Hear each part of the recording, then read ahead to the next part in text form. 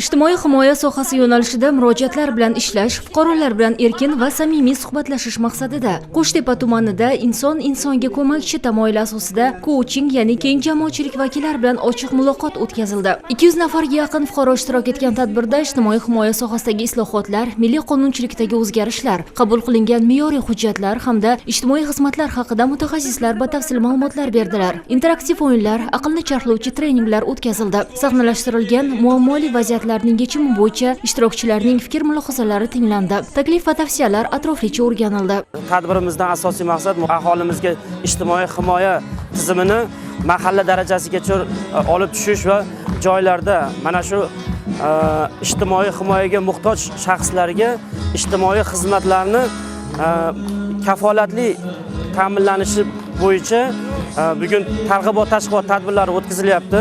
Bu fuqarolarga bugun Inson ijtimoiy xizmatlar markazi tomonidan ko'rsatilayotgan mana shu 100 dan ortiq xizmatlar bo'yicha o'zimizni xizmatlarimizni taklif etyapmiz. Mana shu xizmatlarimiz bugun tumanimizdagi mana shu mahallalardagi har bir xonadonga kirib borishi, joylarda inson markazlari faoliyatini aholiga yetib borishi va aholi bizi xizmatlardan, inson markazi xizmatlaridan roziligini olish.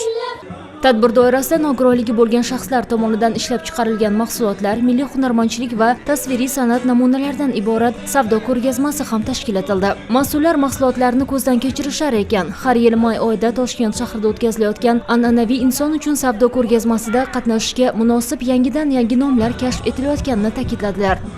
O'zim o'qituvchiman. Xalq g'amidan doim xabardor bo'lganman. Bu ijtimoiy himoya qila olmasam odamlarni haligi kasal bo'lib qolaman. Yoshlar tarbiyasida, mana bunaqa hunarmandchilik ishlarda ayollarni doim xursand bo'lishida jonim fido qilib ishlayman. Kimda himmat baland bo'lsa, kimda mehr bo'lsa, biz mehr bilan yashaganmiz, yo'qchilikda ham bor deb yashaganmiz. Bugungi davlatimizni bunday qilayotgan bizlarga qilgan g'amxo'rligiga boshimizni egib ta'zim qilsak arziydi. Tadbir yakunida Inson ijtimoiy xizmatlar markazi mas'ullari tomonidan mamlakatimizda energetika tariflari islohotlarining kam ta'minlangan oilalarga ta'sirini yumshatish yuzasidan ko'rilayotgan amaliy chora-tadbirlar haqida ma'lumot berildi.